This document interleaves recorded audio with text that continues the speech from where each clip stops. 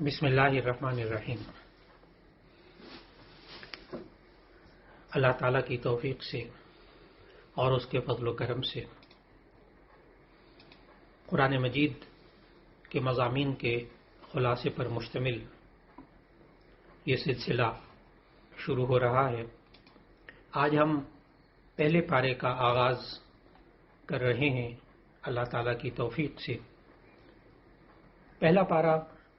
یہ شروع ہو رہا ہے سورۃ الفاتحہ سے۔ سورۃ الفاتحہ یہ قرآن مجید کی سب سے پہلی سورت ہے، اور جب بھی آپ قرآن مجید کی تلاوت فرمائیں تو آپ کے سامنے قرآن مجید میں ہر سورت کے شروع میں ایک لکیر میں، ایک سطر میں 6 باتیں لکھی ہوئی ملتی ہیں۔ اس سورت کا نام اور یہ مکی ہے یا مدنی، اور اس عام طور پر جو قرآن مجید چھپے ہوئے ہوتے ہیں ان میں دائیں طرف آپ کو ایک نمبر ملے گا سورت کے نام کے دائیں طرف۔ یہ ترتیب توقیفی نمبر ہوتا ہے،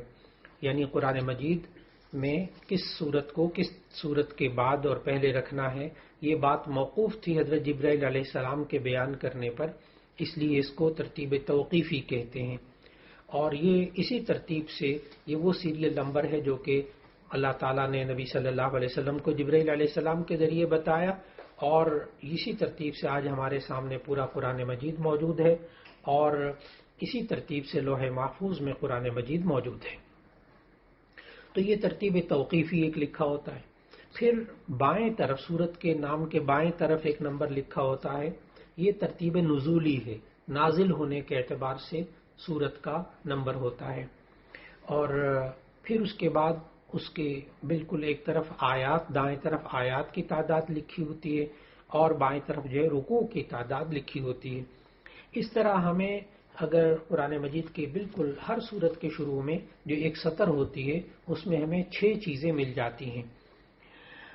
ہم ان 6 چیزوں کو سورہ فاتحہ کے شروع میں بھی سمجھنے کی کوشش کرتے ہیں کہ سورہ فاتحہ اس کا ترتیب توقیفی نمبر 1 ہے، اور ترتیب نزولی نمبر اس کا 5 ہے، یعنی یہ 5ویں سورت ہے جو کہ نازل ہوئی۔ یہ سورت مکی ہے، مکیہ۔ مکی سورت بس اوقات بعض صورتوں کو کہا جاتا ہے مدنی سورت۔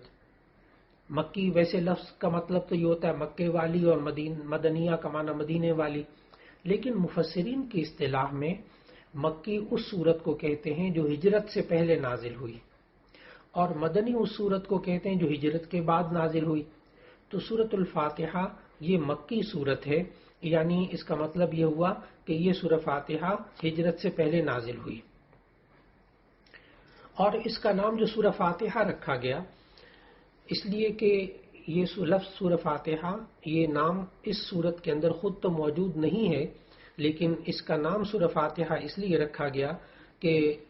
فاتحہ کا معنی کھولنے والی۔ تو جب ہم قرآن مجید کھول کر پڑھنے لگتے ہیں تو اس میں سب سے پہلی سورت یہ نظر آتی ہے، اسی وجہ سے اس کو سورہ فاتحہ کہتے ہیں۔ اور چونکہ قرآن مجید کا آغاز اس سورت سے ہو رہا ہے اس لیے اس سورت کا نام سورہ فاتحہ رکھا گیا۔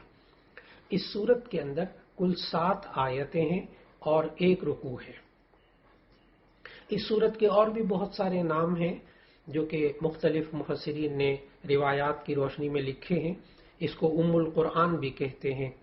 یعنی قرآن مجید کے بنیادی اجمالی مضامین سارے اس میں موجود ہیں، اس لیے اس کو ام القرآن بھی کہتے ہیں۔ اور بھی نام اس کے موجود۔ سورہ فاتحہ جو ہے یہ قرآن مجید کے شروع میں ایک ایسی سورت ہے کہ جس میں قرآن حکیم کی تمام تعلیمات کا خلاصہ اختصار کے ساتھ اس میں آ جاتا ہے۔ پورے قرآن مجید کے موضوع کو اگر مضامین کو دیکھا جائے تو 3 قسم کے مضامین بنیادی طور پر ملتے ہیں: توحید، رسالت اور آخرت۔ اور تمام انبیاء جتنے بھی تشریف لائے حضرت آدم علیہ السلام سے لے کر آخری نبی صلی اللہ علیہ وسلم تک، سب کی بنیادی تعلیمات جو تھیں، مشترک تعلیمات تمام انبیاء کی، وہ یہ 3 تھیں: توحید، رسالت اور آخرت۔ قرآن مجید میں بھی بنیادی طور پر یہ 3 مضامین پورے قرآن مجید میں چلتے ہیں۔ چنانچہ یہاں سورت کی جو ابتدائی 2 آیتیں ہیں اور چوتھی آیت جو ہے اس میں توحید کا مضمون بیان ہوا. توحید کہتے ہیں اللہ تعالیٰ کو اس کی ذات اور صفات کے اعتبار سے ایک ماننا. پھر تیسری آیت میں قیامت کا ذکر آیا، مالک یوم الدین، وہ روز جزا کا بدلے کے دن کا مالک ہے. اور اس کے بعد پانچویں اور چھٹی آیت میں نبوت اور رسالت کا تذکرہ ملتا ہے.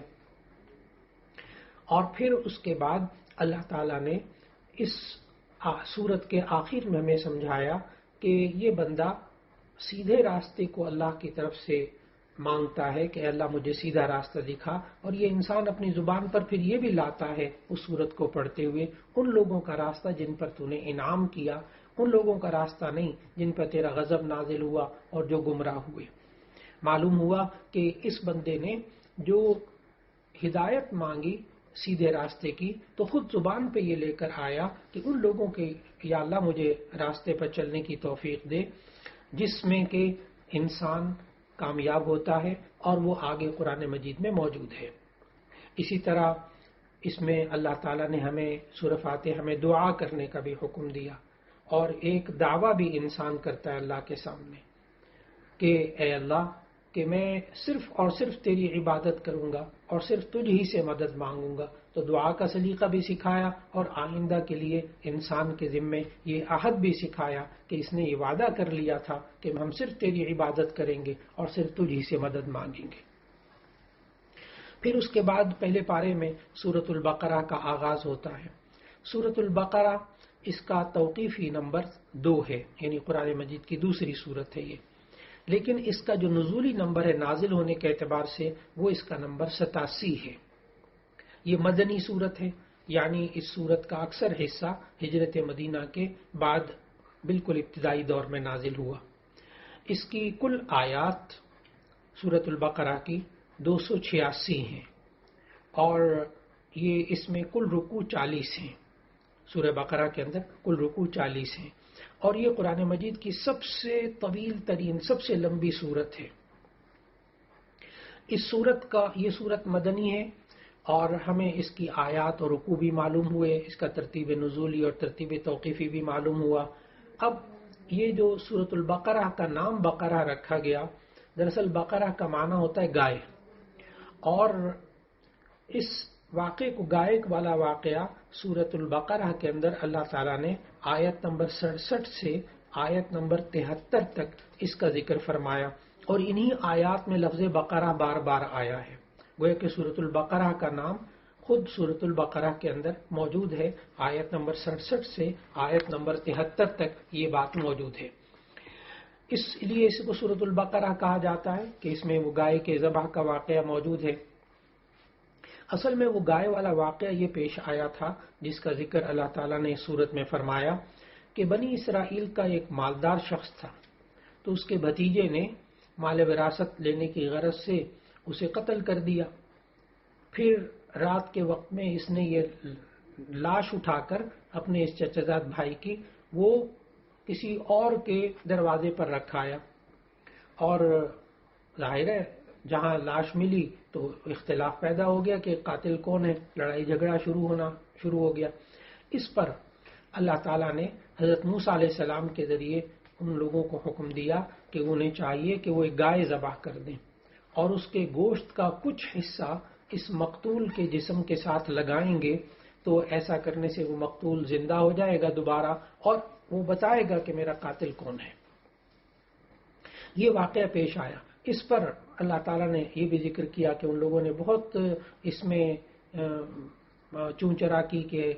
گائے کے ذبح کو اصل میں کرنا نہیں چاہتے تھے اور الٹے سیدھے سوالات کرتے رہے. یہ بھی اللہ تعالیٰ نے اس میں ذکر کیا. اور پھر اس سورہ بقرہ کے اندر اللہ تعالیٰ نے ہمیں جو اس واقعے کے ذریعے سمجھایا کہ یہ لوگ پھر اللہ تعالیٰ نے جب حکم دیا تو انہی میں سے بنی اسرائیل میں ایک گروہ اصل میں مرنے کے بعد زندہ ہونے کے بارے میں انکار کرتا تھا، تو اللہ تعالیٰ نے پھر ان کو یہ بھی سمجھایا. اور پھر اللہ تعالیٰ نے یہ بھی سمجھایا کہ چونکہ یہ بنی اسرائیل جو ہیں یہ گائے کے بارے میں عقیدت رکھتے تھے، اس لیے بھی اللہ تعالیٰ نے ان کے عقیدے کے اصلاح کے لیے، تو اس میں گویا کہ گائے کے ذبح کرنے میں حکمت یہ معلوم ہوئی، ایک تو قاتل کی نشاندہی ہو جائے گی، دوسرا یہ کہ مرنے کے بعد دوبارہ زندہ ہونا، یہ ان کو سمجھ آ جائے گا کہ اللہ تعالیٰ مرنے کے بعد دوبارہ زندہ کیسے کر سکتا ہے، اور تیسرا یہ کہ وہ جو گائے کی محبت ان کے دلوں میں رچی بسی، اس کے عقیدے کی بھی تردید ہو جائے گی۔ یہ تو سورۃ البقرہ کا نام اور اس کے اندر جو واقعہ آیا اس کا تذکرہ تھا۔ اور پھر اس سورت کا جب ہم آغاز کرتے ہیں تو ہم پڑھتے ہیں الف لام میم۔ الف لام میم اصل میں یہ حروف مقطعات ہیں۔ حروف مقطعات کا مطلب ہوتا ہے وہ حروف جو کہ الگ الگ کاٹ کاٹ کر پڑھے جاتے ہیں، اور یہ حروف مقطعات کا ترجمہ ہمیں نبی صلی اللہ علیہ وسلم نے نہیں بتایا بغیر ترجمے کے، ہمیں اس پر ایمان رکھنا ہوگا کہ یہ اللہ تعالیٰ کی طرف سے ہے۔ لہذا ہمیں جتنے بھی حروف مقطعات قرآن مجید میں آتے ہیں، الف لام میم ہے، حامیم عین صاد ہے، حامیم ہے، کاف ہا یا عین صاد ہے، اسی طرح الف لام را ہے، ان سب کے بارے میں ہمیں یہی عقیدہ رکھنا چاہیے کہ ہمیں اس کا ترجمہ معلوم نہیں اور یہ سب کچھ اللہ تعالیٰ کی طرف سے ہے۔ پھر اس کے بعد اللہ تعالیٰ نے ہمیں بتایا کہ اس کتاب میں کوئی شک نہیں، اور یہ قرآن مجید یہ تمام متقین کے لیے ہدایت ہے۔ پھر اس کے بعد اللہ تعالیٰ نے آئندہ آنے والی آیات میں ایک تو متقین کا ذکر کیا، ایمان والوں کا ذکر کیا کہ متقین کی خصوصیات کیا ہوتی ہیں، پھر کفار کا بیان کیا، پھر منافقین کا اللہ تعالیٰ نے بیان کیا۔ متقین کی اللہ تعالیٰ نے یہاں کل 5 خوبیاں بیان کی کہ متقین کون لوگ ہوتے ہیں۔ نمبر 1 فرمایا الذین یؤمنون بالغیب، وہ لوگ کہ جو غیب پر ایمان رکھتے ہیں، یعنی ایک چیز کو نہیں دیکھا نہیں سنا لیکن اس کے باوجود دیکھا بھی نہیں ہے، ان کو معلوم نہیں کر سکتے، لیکن اس کے باوجود اندیکھی بات پر ایمان رکھتے ہیں، جیسے اللہ کو نہیں دیکھا مانتے ہیں، فرشتوں کو نہیں دیکھا مانتے ہیں، جنات کو نہیں دیکھا مانتے ہیں، جنت کو، دوزخ کو، پلسرات کو نہیں دیکھا مانتے ہیں۔ تو ایمان بالغیب، اندیکھی بات پر ایمان رکھتے ہیں، یہ متقی پرہیزگار لوگ۔ نمبر 2 کہ وہ نماز قائم کرتے ہیں۔ نمبر 3 زکوٰۃ ادا کرتے ہیں۔ نمبر 4 آسمانی کتابوں پر ایمان رکھتے ہیں، اور نمبر 5 آخرت پر یقین رکھتے ہیں۔ یہ 5 خوبیاں اللہ تعالیٰ نے شروع کی آیات میں متقین کی خوبیاں بتائیں۔ پھر اس کے بعد اللہ تعالیٰ نے یہاں شروع کی جو 4 آیتیں تھیں اس میں تو اللہ تعالیٰ نے اہل ایمان کا ذکر کیا، آگے کفار کا ذکر کیا 2 آیتوں میں، اور پھر منافقین کا آگے ذکر کیا 13 آیتوں میں۔ اور منافقین کی جو اللہ تعالیٰ نے خصوصیات بتائیں اور ان کی جو اوصاف اور ان کی حرکتیں بتائیں، ان 13 آیتوں میں منافقوں کے 12 اوصاف بیان کیے گئے کہ یہ منافق یہ باتیں ان کے اندر ہوتی تھیں۔ لہذا منافقین کی جو باتیں اللہ تعالیٰ نے ان کے بری عادتیں بتائیں، ان کو اپنے آپ کو بچانے کی کوشش کرنی چاہیے۔ تو آئندہ آنے والی جو 13 آیات ہیں ان میں جو منافقین کی 12 عادتیں بیان کی گئیں، اس میں نمبر 1 جھوٹ بولتے تھے وہ، نمبر 2 دھوکہ دیتے تھے، نمبر 3 بات کو سمجھتے نہیں تھے، نمبر 4 ان کے دل کی بیماریاں تھیں ان کے اندر، یعنی حسد تکبر وغیرہ، نمبر 5 ان کے اندر مکر و فریب دھوکہ دینا، نمبر 6 بے وقوف ہونا، بے وقوف، اور 7واں یہ کہ اللہ کے احکام کا مذاق اڑانا، اور پھر 8ویں چیز یہ بتائی کہ یہ زمین میں فساد پھیلاتے ہیں۔ 9ویں عادت ان کی بتائی جہالت، یہ بھی منافقین کی ایک عادت تھی، اور 10ویں چیز ان کے اندر گمراہی، اور 11ویں چیز ان کے مزاج میں شک، ہر بات میں شک، تذبذب میں رہنا، شک میں رہنا، اور 12ویں عادت ان لوگوں کی بتائی کہ یہ ایمان والوں کا تمسخر کرتے تھے، ایمان والوں کا مذاق اڑاتے تھے، اللہ کے احکام کا بھی مذاق اڑاتے تھے اور ایمان والوں کا بھی مذاق اڑاتے تھے۔ اللہ تعالیٰ منافقین کی ان عادتوں سے ہم سب کو بچنے کی توفیق عطا فرمائے۔ پھر اس کے بعد کی آیات میں حضرت آدم اور حضرت حوا کا قصہ ذکر کیا، اور آدم علیہ السلام کی خلافت کا ذکر کیا کہ اللہ تعالیٰ نے انہیں زمین کے اندر خلافت عطا فرمائی، ایسا علم عطا فرمایا جو فرشتوں کے پاس بھی نہیں تھا۔ فرشتوں کو حکم دیا کہ تم آدم کو سجدہ کرو، اور ایسے وقت میں اور پھر آدم کو سجدہ کرو، لیکن سب نے سجدہ کیا، ابلیس نے سجدہ نہ کیا، اور وجہ اس کا تکبر تھا۔ پھر اس کے بعد اللہ تعالیٰ نے سورۃ البقرہ میں پہلے پارے میں یہود کا تذکرہ کیا۔ بنی اسرائیل کا تذکرہ قرآن مجید میں کئی جگہ موجود ہے، لیکن سب سے زیادہ بنی اسرائیل ان یہودیوں کا ذکر جو ہے وہ سورۃ البقرہ کے اندر زیادہ مذکور ہے۔ سورۃ البقرہ میں اللہ تعالیٰ نے جہاں بنی اسرائیل کا ذکر کیا، ان میں اللہ تعالیٰ نے دو طریقوں سے ان کا ذکر کیا۔ ایک تو یہ کہ اللہ تعالیٰ نے مختلف باتوں میں انعامات ان پر بتائے کہ کس کس طرح اللہ تعالیٰ نے انعامات ان پر کیے، اور کہا بنی اسرائیل کو کہ تم میری نعمتوں کو، یا بنی اسرائیل اذکروا نعمتی التی انعمت علیکم، اے بنی اسرائیل تم میری ان نعمتوں کو یاد کرو جو میں نے تم پر کی تھی۔ تو اللہ تعالیٰ نے ایک تو اس پہلے پارے میں بنی اسرائیل پر کی گئی نعمتوں کا ذکر فرمایا۔ اگر ہم ان نعمتوں کا جائزہ لیں تو کل 9 نعمتیں ان پر نظر آتی ہیں ان آیات میں۔ پہلی نعمت تو یہ ہے کہ اللہ تعالیٰ نے ان کے اندر بہت سارے انبیاء کو پیدا فرمایا، یہ بھی بنی اسرائیل کے لیے ایک بہت بڑی نعمت، بہت بڑا انعام تھا۔ دوسرا یہ کہ اللہ تعالیٰ نے بنی اسرائیل کو دنیاوی اعتبار سے، مالی اعتبار سے خوشحالی بھی عطا کی ہوئی تھی۔ تیسرا یہ کہ اللہ تعالیٰ نے ان کو عقیدہ توحید اور ایمان کی نعمت ان کو عطا فرمائی تھی۔ چوتھی نعمت اللہ نے ذکر فرمائی کہ اللہ نے ان بنی اسرائیل کو فرعون کے مظالم سے نجات دی تھی۔ پانچویں نعمت یہ ہے کہ جب حضرت موسیٰ علیہ السلام کے ساتھ یہ بنی اسرائیل گئے ہیں مصر کی طرف ہجرت کرنے، اور فرعون نے ان کا پیچھا کیا، تو سمندر میں اللہ تعالیٰ نے ان 12 قبیلوں کے لیے 12 راستے بنا دیے، اور اللہ نے ان کو پار کرا دیا وہاں سے۔ یہ بھی اللہ کی نعمت ہے جو اللہ نے یہاں ذکر فرمائی۔ چھٹی نعمت ان پر یہ تھی کہ اللہ تعالیٰ نے ان کے سامنے فرعون کو اس کے لشکر سمیت غرق کر دیا، یہ الگ سے اللہ تعالیٰ کی ایک نعمت۔ پھر یہ ساتویں نعمت یہ کہ اللہ تعالیٰ نے ذکر فرمائی کہ جب صحرائے سینا میں یہ لوگ پہنچے ہیں تو اس وقت اللہ تعالیٰ نے ان پر من و سلوہ نازل کیا ان کے کھانے کے لیے آسمان سے۔ آٹھویں نعمت اللہ تعالیٰ نے اس میں پہلے پارے میں ذکر فرمائی کہ سائے کے لیے اللہ تعالیٰ نے ٹھنڈے بادلوں کو، وَظَلَّلْنَا عَلَيْكُمُ الْغَمَامَ، اللہ تعالیٰ نے سائے کے لیے بادلوں کا انتظام فرمایا۔ اور 9ویں نعمت اللہ نے یہ کہ حضرت موسیٰ علیہ السلام سے جب انہوں نے پانی کی دعا کرنے کو کہا، اللہ تعالیٰ نے کہا کہ اس پتھر پر آپ لاٹھی ماریں، تو اس پتھر میں سے 12 چشمے پھوٹ پڑے، اور ہر قبیلے نے اپنے پانی پینے کی جگہ کو پہچان لیا۔ یہ 9 نعمتیں ان آیات میں معلوم ہوتی ہیں جو اللہ تعالیٰ نے انعامات فرمائے بنی اسرائیل پر۔ لیکن اس کے جواب میں یہ بنی اسرائیل بار بار اللہ تعالیٰ کی نعمتوں کی ناشکری کرتی رہی، اور اللہ تعالیٰ نے تقریباً ان آیات کے اندر 18 قسم کی باتیں بتائیں کہ ان کی یہ حرکتیں تھیں کہ جو یہودیوں کی اور بنی اسرائیل کی، کہ جنہوں نے اللہ تعالیٰ کی نعمتوں کی ناشکری بھی کی اور اللہ تعالیٰ کی نعمتوں کا انکار بھی کیا۔ اور اس میں سے پہلی بات تو اللہ تعالیٰ نے یہ ذکر کی ان آیات میں پہلے پارے کے اندر کہ بنی اسرائیل نے حق کو چھپایا۔ نمبر 2، یہ نبی صلی اللہ علیہ وسلم اللہ تعالیٰ کے آخری نبی ہیں، ان کی نبوت کا انکار کیا۔ تیسرا کام انہوں نے یہ کیا کہ بچھڑے کو معبود بنایا، وہ سامری نے ایک سونے چاندی کو پگھال کر ایک بچھڑا بنایا، انہوں نے اس کی عبادت شروع کر دی۔ چوتھا یہ تھا کہ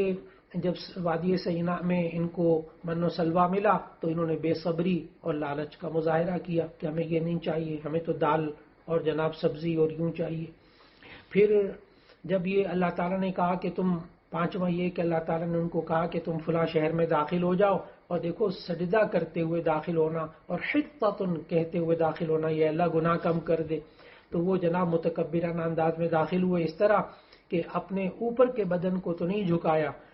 وہ جب دروازہ دیکھا نا کہ دروازہ تو یہ چھوٹا سا دروازہ ہے، تو اپنے ٹانگوں کو سمیٹ لیا اور نچلا بدن، اوپر والا بدن جو ہے وہ ویسے سیدھا رکھا، اور بجائے حطۃ کہنے کے روایات میں آتا ہے حنطۃ کہتے ہوئے داخل ہوئے، یعنی کہ گندم آٹا، گندم روٹی۔ تو دونوں باتیں اللہ کی نہیں مانی انہوں نے۔ پھر چھٹا یہ کہ اللہ تعالیٰ نے ذکر فرمایا کہ یہ نبیوں کو ناحق قتل کرتے تھے۔ 7ویں بات یہ بتائی کہ یہ بار بار بدعہدی کے مرتکب ہوتے تھے، اور 8ویں یہ بات بتائی کہ ان کے دل سخت ہو گئے تھے، پتھر سے بھی زیادہ دل سخت ہو گئے تھے، اور 9ویں کفران نعمت کی بات اور اللہ تعالیٰ کی جو ہے نافرمانی کی بات بتائی کہ یہ بنی اسرائیل انہوں نے اللہ تعالیٰ کے کلام میں لفظی اور معنوی تحریف کی تھی، اور 10ویں بات یہ بتائی کہ یہ شریعت کے بعد اپنی مرضی سے شریعت کے اللہ تعالیٰ کے بعد احکام پر ایمان لاتے تھے، بعد کا انکار کرتے تھے، اور 11ویں بات یہ بتائی کہ یہ بغض اور حسد کی بیماری میں مبتلا ہو گئے تھے، اور 12ویں بات یہ بتائی کہ یہ لوگ دنیا کی مال، دنیا کی زندگی سے بے تحاشا محبت کرتے تھے، اور نمبر 13 بات یہ بتائی کہ یہ اللہ کے نیک فرشتوں سے بھی بیزاری کا اظہار کرتے تھے، 14ویں بات یہ بتائی کہ یہ لوگ جادو اور نجومی پنے میں یعنی کہانت میں بڑی دلچسپی رکھتے تھے، اور 15ویں بات یہ بتائی کہ ان کے ہاں بنی اسرائیل کے ہاں ایسے عملیات کرتے تھے جس سے میاں بیوی کے درمیان جدائی پیدا ہو جائے، لڑائی ہو جائے، گھریلو لڑائی ہو جائے، اور 16ویں بات اس میں یہ معلوم ہوئی کہ عجیب بات یہ کہ بنی اسرائیل ان تمام بد اعمالیوں کے باوجود اپنے آپ کو کہتے تھے ہم جنت کے دعوے دار ہیں، ہم لوگ جنت میں جائیں گے، بس جنت پہ صرف وہ جائے گا جو یہودی ہوگا، اور یہی دعویٰ نصارہ بھی کرتے تھے، ان کے اندر بھی بنی اسرائیل میں سے یہی لوگ یہ تھے، اور پھر اس کے ساتھ ساتھ اس دعوے کے ساتھ ساتھ یہ بھی کہتے تھے کہ ہم حق پر ہیں اور باقی جتنے ہیں وہ سب کے سب حق پر نہیں ہیں، اور وہ یہاں تک کہتے تھے نبی صلی اللہ علیہ وسلم کو بھی کہ کونوا ھودن او نصارا تہتدوا، کہ تم یہودی ہو جاؤ یا نصرانی ہو جاؤ ہدایت پا جاؤ گے۔ اس کے جواب میں اللہ تعالیٰ نے پھر کہا نہیں، آپ کہہ دیجئے کہ نہیں، میں تو ملت ابراہیمی پر ہوں، اور ملت ابراہیمی جو ایسی یعنی ملت حضرت ابراہیم علیہ السلام کا دین ایسا ہے کہ جس میں کوئی خرابی نہیں، اور یہود و نصارہ سب ان کو مانتے تھے۔ تو پھر اس پہلے پارے میں ابراہیم علیہ السلام کا خوب ذکر ہوا، اور یہود پر جو اللہ تعالیٰ نے انعامات اور کفران نعمت کی تفصیل بتائی، تو اس میں جب وہ یوں کہتے تھے کہ آپ یہودی ہو جائیں یا نصرانی ہو جائیں آپ ہدایت پا جائیں گے، تو اللہ تعالیٰ نے پھر نبی صلی اللہ علیہ وسلم کو حکم دیا آپ کہہ دیجئے کہ میں تو ملت ابراہیمی پر ہوں۔ اصل بات یہ تھی کہ ابراہیم علیہ السلام کو یہود اور نصارہ دونوں تسلیم کرتے تھے، اب اگر وہ اپنے دعوے میں سچے ہوتے تو حضرت آپ صلی اللہ علیہ وسلم کی اتباع کرتے۔ اللہ تعالیٰ نے اس بارے میں یہ بھی ذکر کیا کہ حضرت ابراہیم علیہ السلام نے کس طرح دعا مانگی تھی، اور کس طرح حضرت آخری نبی صلی اللہ علیہ وسلم کو بھیج کر اللہ تعالیٰ نے حضرت ابراہیم علیہ السلام کی دعاؤں کو پورا کیا۔ اور پھر حضرت ابراہیم علیہ السلام کا ذکر کرتے ہوئے اللہ تعالیٰ نے بتایا کہ حضرت ابراہیم علیہ السلام کو ہم نے مختلف آزمائشوں میں مبتلا کیا، لیکن وہ ہر آزمائش میں سرخرو ہوئے، کامیاب ہوئے۔ پہلی آزمائش تو یہ تھی کہ والد ان کے بت پرستی میں مبتلا تھے، تو والد کی بت پرستی سے بیزاری کا معاملہ ہوا۔ پھر اس کے ساتھ دوسرا یہ ہوا کہ اپنی قوم سے ٹکراؤ اور مخالفت کا معاملہ سامنے آیا۔ پھر حضرت ابراہیم علیہ السلام کا نمرود سے جو بحث و مباحثہ ہوا، اور پھر چوتھی آزمائش ڈالی کہ آگ میں ان کو ڈالا گیا حضرت ابراہیم علیہ السلام کو، اور پھر جب آگ سے اللہ تعالیٰ نے ان کو نجات دی تو پھر وطن سے ہجرت کرنے کی آزمائش آ گئی، پھر بیوی اور بچے کو بے آب و گیا وادی یعنی مکہ جس کا پرانا نام بکہ تھا وہاں چھوڑنے کا حکم ہوا۔ پھر حضرت ابراہیم علیہ السلام پر آگے چل کر ہم مطالعہ کریں گے کہ قرآن مجید میں کہ اپنے بیٹے اسماعیل کو اپنے ہاتھوں سے ذبح کرنے کا حکم دیا۔ تو یہ سب آزمائشیں جو ہے وہ حضرت ابراہیم علیہ السلام پر آئیں، لیکن وہ ان سب پر ثابت قدم رہے اور ان کے قدموں میں ذرا برابر کبھی بھی لغزش نہیں آئی۔ اور حضرت ابراہیم علیہ السلام نے جو دعائیں مانگی پھر اللہ تعالیٰ نے وہ دعائیں بھی قبول فرمائی۔ حضرت ابراہیم علیہ السلام نے یہ دعا مانگی کہ اے اللہ اس شہر کو مکے کے شہر کو پرامن شہر بنا، تو اللہ تعالیٰ نے اس کو امن والا شہر بنایا۔ پھر اللہ تعالیٰ نے حضرت ابراہیم علیہ السلام نے یہ دعا مانگی تھی کہ اے اللہ یہاں کے رہنے والوں کو رزق عطا فرما، پھل عطا فرما۔ آج دنیا کے کونے کونے میں سے بہترین پھل اگتا ہے اور وہ مکہ کے اندر نصیب ہوتا ہے۔ اور سب سے بڑی دعا جو حضرت ابراہیم علیہ السلام نے مانگی تھی کہ اے اللہ میرے میں سے ایک ایسے نبی کو پیدا فرما میری نسل میں سے، چنانچہ آخری نبی حضرت محمد صلی اللہ علیہ وسلم کو پیدا کیا گیا، خاتم النبیین صلی اللہ علیہ وسلم یہ حضرت ابراہیم علیہ السلام کی نسل میں سے۔ اور پھر حضرت ابراہیم علیہ السلام کی باتوں کو ذکر کرنے کے بعد اللہ تعالیٰ نے ہمیں یہ بھی سمجھایا کہ ملت ابراہیمی سے صرف وہی منہ پھیر سکتا ہے جو بدبخت ہو اور اپنی خواہشات کا غلام ہو، اور یہود و نصارہ یہی کرتے تھے۔ پھر اس کے بعد حضرت ابراہیم علیہ السلام کے دین کو دین حنیف کہا اللہ تعالیٰ نے۔ حنیف کا لفظی مطلب ہوتا ہے جو کہ ٹیڑھے پن سے پاک چیز ہو، اس کو حنیف کہتے ہیں، بل ملت ابراہیم حنیفہ۔ تو حضرت ابراہیم علیہ السلام کی جو ملت یعنی ان کا جو دین تھا، اس میں شرک نہیں تھا، اس میں ٹیڑھا پن نہیں تھا، اور اس میں کوئی گمراہی نہیں تھی۔ اور پھر اللہ تعالیٰ نے سمجھایا، نبی صلی اللہ علیہ وسلم کو بھی بتایا، اور ساری دنیا کو کے سامنے بات رکھ دی کہ یہ بنی اسرائیل، یہود و نصارہ، صرف یہ ضد اور مخالفت ان کی عادت ہے، اور یہ کب راضی ہوں گے؟ تو یہ اس وقت راضی کہا کہ اگر یہود و نصارہ اس طرح ایمان لے آئیں جس طرح تم ایمان لے آؤ تو یہ ہدایت پا جائیں گے، اور اگر وہ منہ موڑ کے رہیں تو اس پر حیرانگی مت ظاہر کرنا، کیونکہ ضد اور مخالفت ان کی عادت ہے۔ اور پھر اگر یہ یہود و نصارہ اور یہ بنی اسرائیل اسی طرح اللہ کے آخری نبی صلی اللہ علیہ وسلم کے احکامات کی نافرمانی کرتے رہے تو ایک وقت ایسا آئے گا کہ اللہ تعالیٰ خود ان سے نمٹ لے گا۔ وہ اللہ بڑا خوب سننے والا، جاننے والا ہے۔ پھر پہلے پارے کا اختتام جن آیات میں ہو رہا ہے کہ اللہ تعالیٰ کے رنگ میں انسان کو رکھ جانا چاہیے، یعنی اللہ تعالیٰ نے جو احکامات انسان کو دیے، انسان اسی کے مطابق اپنی زندگی گزارے۔ اور پھر نبی صلی اللہ علیہ وسلم کو یہ تسلی دی کہ پہلے بھی بہت امتیں گزر چکی ہیں، لیکن لہا ما کسبت لہا ما کسبت ولکم ما کسبتم، ان کے لیے وہ ہے جو انہوں نے کمایا، آپ کے لیے وہ ہے جو آپ نے کمایا۔ لیکن ایک بات پارے کے آخر میں اللہ تعالیٰ نے بتا دی کہ ولا تسألون عما كانوا يعملون، آپ سے نہیں پوچھا جائے گا کہ یہ جو کام کرتے تھے، آپ سے صرف یہ پوچھا جائے گا کہ آپ کے ذمے جو اللہ تعالیٰ نے ہدایت کا پیغام لوگوں تک پہنچانے کے لیے کہا تھا وہ آپ نے پہنچا دیا یا نہیں۔ لیکن اس کے باوجود آخری نبی صلی اللہ علیہ وسلم کے احکامات اور بیان کرنے کے باوجود اگر یہ عمل نہیں کریں گے تو آپ سے نہیں پوچھا جائے گا کہ انہوں نے عمل کیوں نہیں کیا۔ اللہ رب العزت ہم سب کو قرآن مجید کی تلاوت کرنے، اس کو سمجھنے اور اس کے مطابق زندگی گزارنے اور قرآن مجید کے پیغام کو دوسروں تک پہنچانے کی توفیق عطا فرمائے۔ وآخر دعوانا ان الحمد للہ رب العالمین۔